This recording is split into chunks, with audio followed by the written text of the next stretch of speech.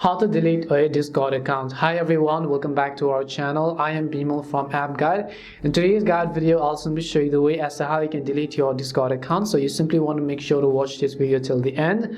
Now in order to delete our Discord account, I'll just go ahead and then launch the Discord application. Make sure you are logged into your account. After you log in, obviously what you have to do is tap on your profile icon, which is at the very bottom right. Once you tap on your profile icon, you'll be taken to your profile page over here, and you simply want to select the option that says account.